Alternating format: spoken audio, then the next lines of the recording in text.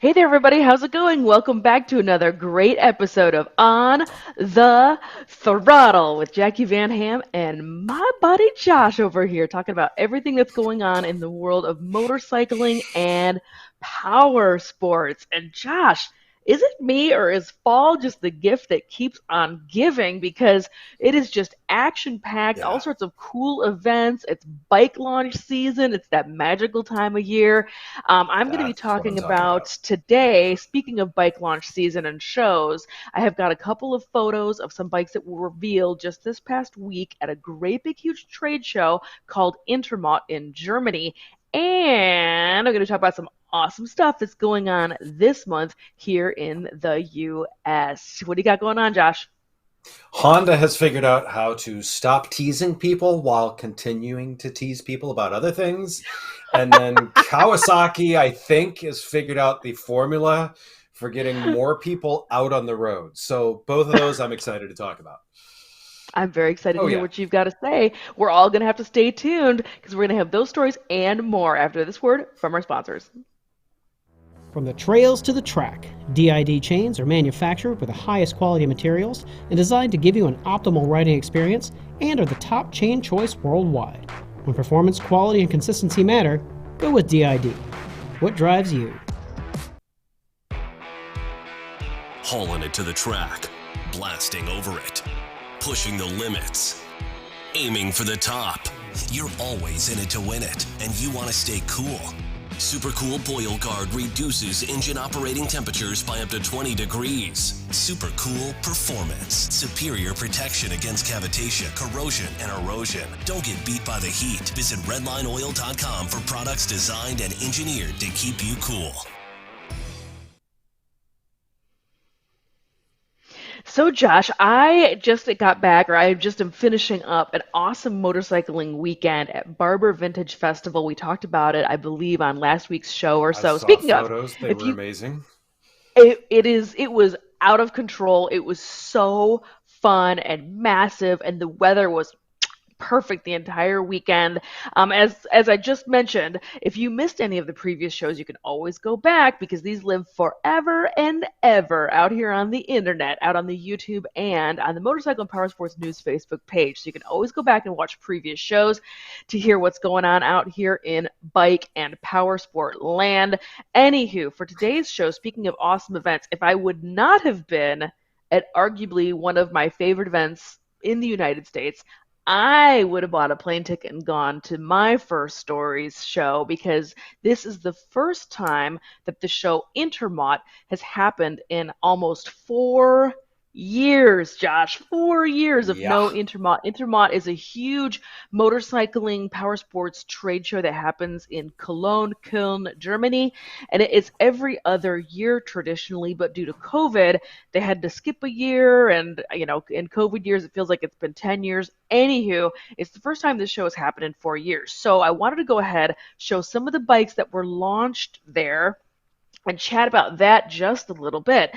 So first things first, the first bike on your screen that was launched at Intermot is a bike from Suzuki. Suzuki showed off their recently announced V-Strom 1050DE, which is a more off-road biased replacement for the XT and their adventure bike range. I thought this was really sharp, really cool looking, very aggressive and off-road styling going on. It has a bigger 21-inch front wheel, longer travel suspension for tackling the dirt, and the DE also gets a new 5-inch TFT dash. So they are definitely keeping up with the Joneses with some of that technology. And again, I know I say it feels like every single week, shot across the bow to the folks over at BMW with the GS. Not to be outdone, and on the opposite end of the Suzuki spectrum, next slide please, they also went ahead and launched the Baby Bergman, an itty bitty teeny Bergman. If you're not familiar, Suzuki Bergman is their maxi scoot that they have had. It is a very flagship vehicle for them. They've had it for a very long time. The Bergman is massive. The Bergman is very fast, and yet the Bergman is a scooter, and it definitely is a bit of a cult bike. Well, they've released at Intermot just this past week a little itty bitty baby version, and that's right. This is going to be their 125 scooter, which is a 125 version of the Bergman called the Street RDX. Again, it's a very like baby Bergman style. Next slide on the screen, if you want to go ahead and throw that up for me. This is going to be another bike that was revealed at Intermot, and this beautiful machine is from the folks over at Triumph. Josh, look at this bike. This is Yeah, I like dead. it. Oh my gosh, dead sexy, totally murdered out. This is a bit of an homage to James Bond 007. It even has the 007 branding on the very side of the tank. You can barely see because it's like black on black. It's part of the 60th anniversary celebrations of the James Bond film. Triumph pulled the covers off a special version of their Street Triple 1200 Double R. This is the Bond edition. It features a list of the film titles, the fuel tank, and 007 graphics. Only 60 of these will be made. They are going to be sold to the tune of about 22,000 pounds. And if you fancy one, you are out of luck because they are already sold out. They are gone, daddy, Not a gone, big but still, surprise. yeah, but still very, very beautiful. I had to go ahead and show that on the show because I thought that was just stunning. My last bike that I wanted to feature for today is a little bit of an odd duck. And you know I love me some odd ducks out here. This is a little bike from the folks at Horex, which is a German brand. If you want to throw that next slide up, Miss Ashley. Look how cool that is, Josh. Tons of retro styling going on, but a brand new modern bike. I thought this was just super cool. Something a little bit different, something that we definitely don't see over here in the US. Horex is, again, a German brand. They do not have distribution as far as I know here in the US because I sure have never seen them. But I thought it was just interesting and neat and different. And I just want to chat about those couple of things that happened at Intermot. Intermot also showcases a huge custom bike show element. It is a really, really good time. All that being said, though, from reports of friends of mine that went, very light crowd this year, which is a little bit surprising to me, especially because it hasn't happened in 4 years. What does this mean for the future of Intermot? This is one of the handful of times that also Intermot happens and EICMA, which is in Milan this year, happens at the same time. So I'm kind of wondering if bike companies are saving their big reveals and the press is waiting to go to EICMA versus going to Intermot this year. I'm not 100% for sure, but you know that the minute we all find out and hear what's happening at EICMA, we'll be bringing it to you here on the program. So make sure to turn those notifications on. Now, Josh, what's going on in your neck of the woods? So to me, I want to cover that Suzuki, the two Suzukis. First off, Oh, if sure. no one knows about the Bergman, oh my God. I mean, it is the scooter that I lust after because it Yeah, is the scooter Goldwing. It really is. And they are yeah, amazing. yeah. There's people that do iron butt on them all the time. They're just Yep. wonderful. And Suzuki finally with the V-Strom figured out, hey, look, we need to put a 21-inch wheel on this just so we can get those other people. We need to put a spoked wheel on it. So that way people, if nothing else, it has the look of more off-road. And that bike's pretty capable as it is. So a little bit longer legs, the spoked wheels, people will take it wherever.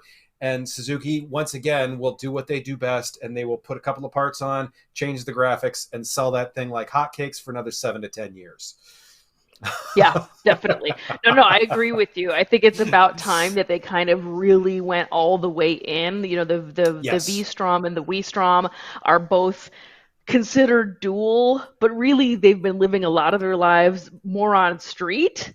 And they're so that 90%. that yeah, so that addition now coming from Suzuki is very interesting. That it does clearly have a much more aggressive off-road Yep. vibe. That's the yellow slide, Ash. If you want to throw that up, that's what we're chatting about right now, the yellow bike.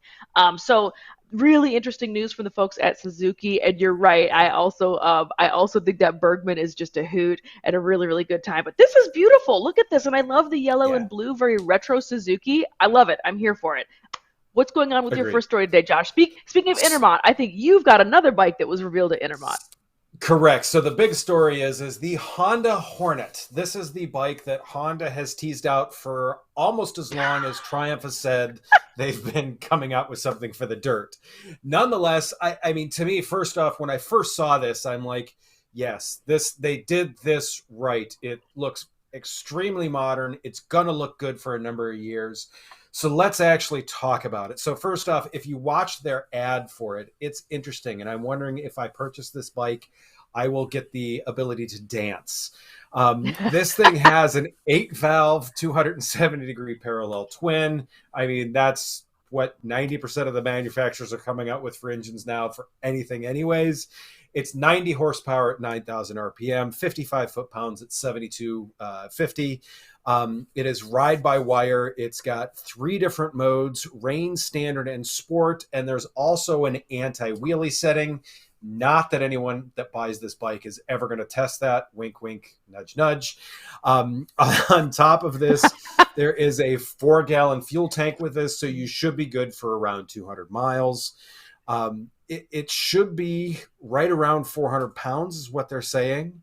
It is scheduled to land here in 2023 for North America.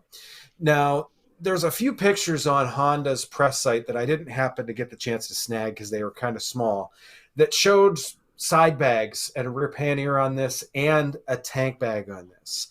And to me, that is what makes this bike important, because this goes back to this being the this what I like to call the Swiss Army naked bike, or the what used to be determined the UJM, the Universal Japanese Motorcycle. And to me, what I love about these, and this is what the MT-07 and others would fit into, is it is a bike that will do absolutely everything. You want to ride it to work every day, it's going to do that. You want to take it to the track, it's going to do that. You want to go canyon carving on the weekend, it's going to do that. You want to just go for a ride or a poker run, it can do that. The fact that Honda has put this in a price point, it's supposed to be right around $7,000, which is amazing for a bike like this.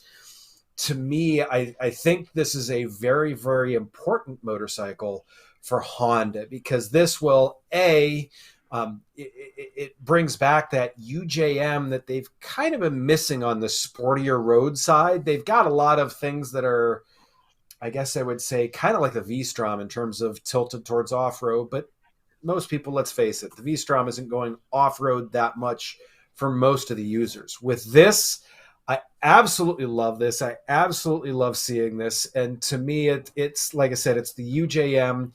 And if you watch their marketing for this, I joke that I'm wondering if I'm going to be able to dance.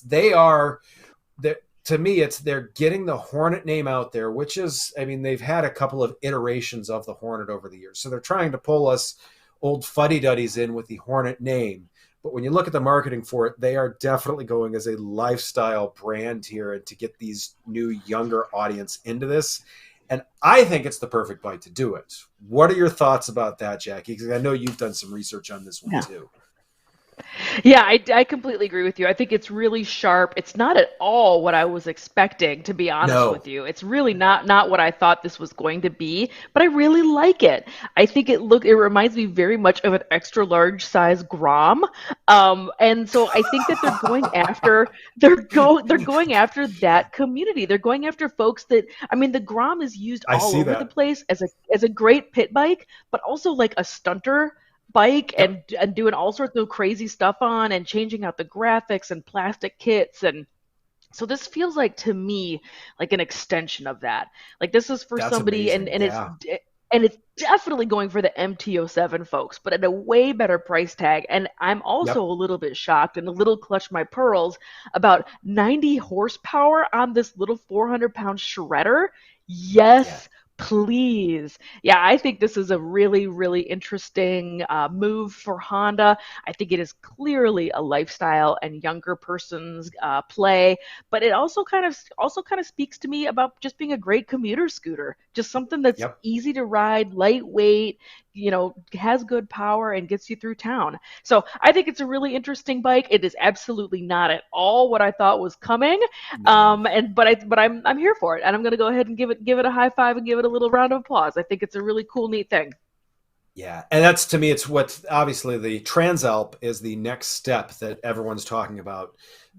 And from what I am reading and I am seeing, it's probably not going to be that much different. And once again, to me, it's Honda going for that price. I mean, everyone always used to joke about you'd occasionally have to pay the Honda tax. And this is Honda kind of going against that, saying we're still going to put out something quality, but we're going to give you a price point on it too. So I'm excited to see what that's going to be. Yeah, and you're right. And I did do a little bit of digging on that when they did release the Hornet, because the news right behind it was making the connecting of the dots between this is a Yep. potential to be a base for a baby Trans Alp using this same power plant. And they've already released some technical drawings and renderings, and some patents were Right. filed.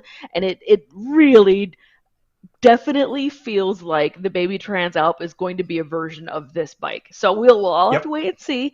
And again, the minute you know that news comes out, we're going to bring it to you here on the program. Now, my next story for today, I wanted to touch on, speaking of coming off of like awesome motorcycling weekends, like I just did with the folks at Arma over at Barber Vintage Festival.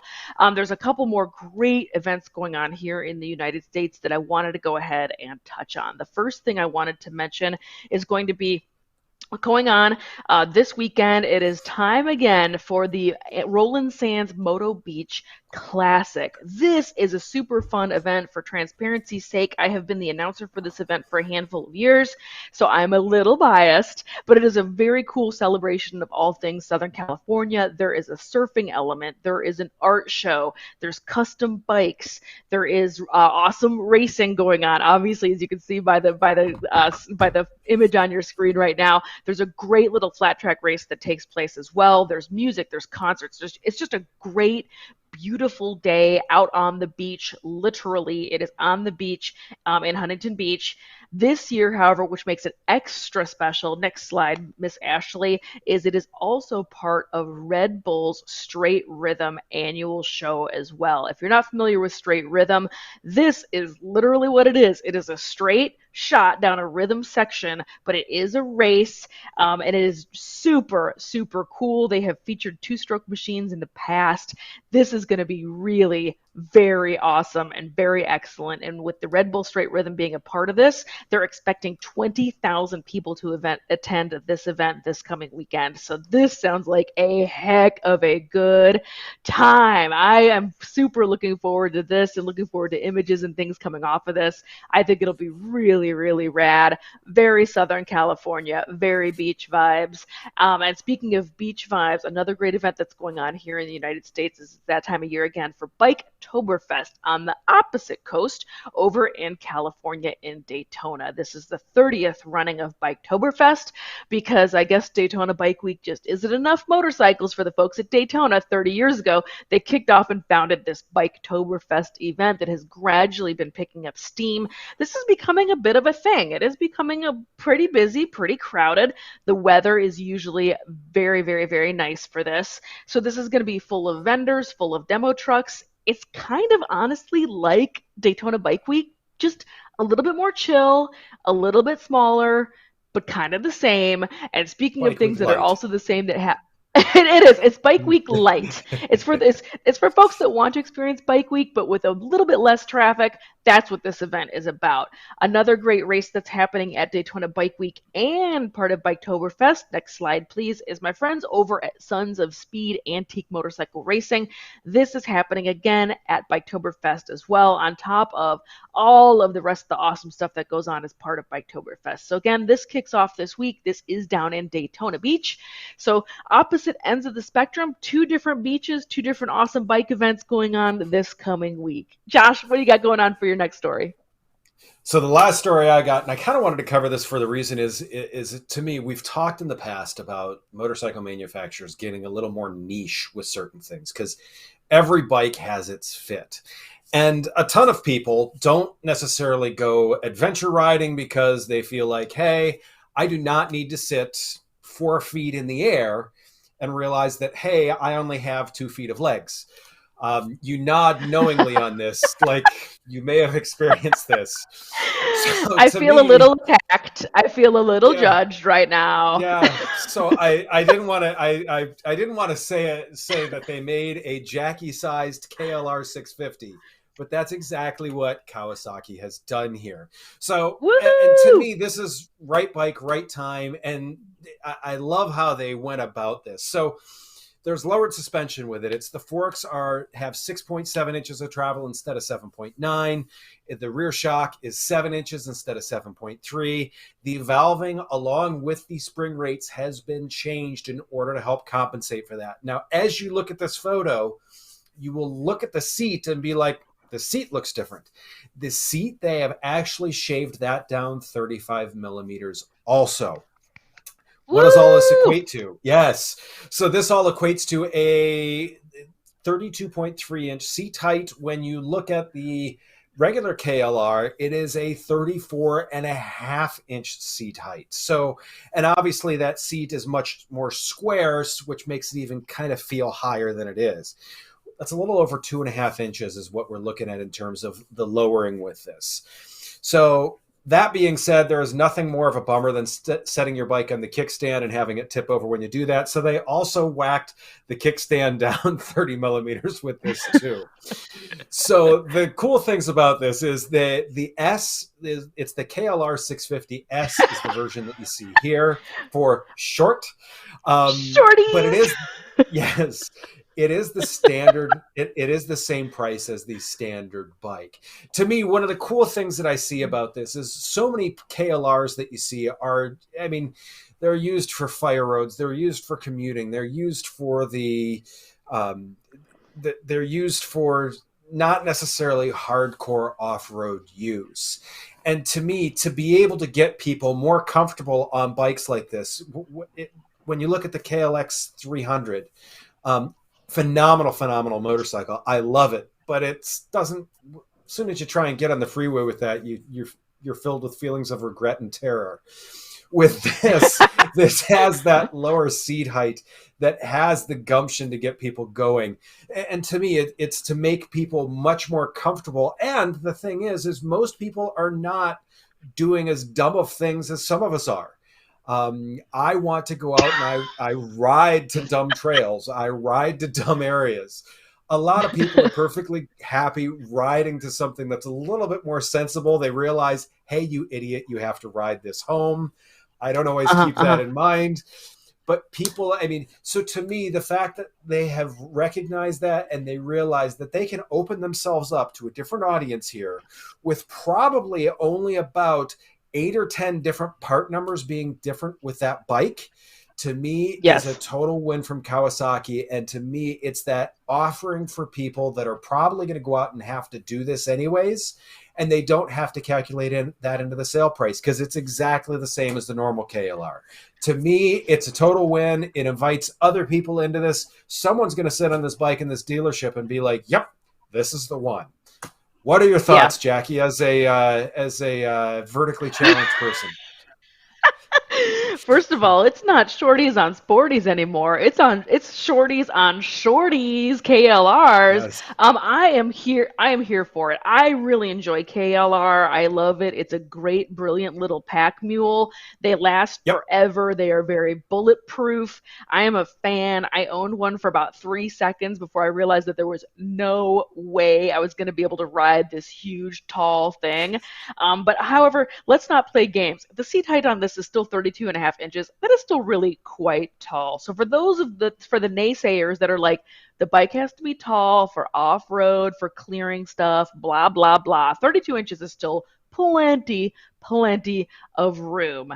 I think that this really is a smart move because it's literally the very first things I recommend to people who want to get into bikes that are too tall for them anyway. The first thing I say is shave down that seat. The second thing I say is throw a lowering link on it.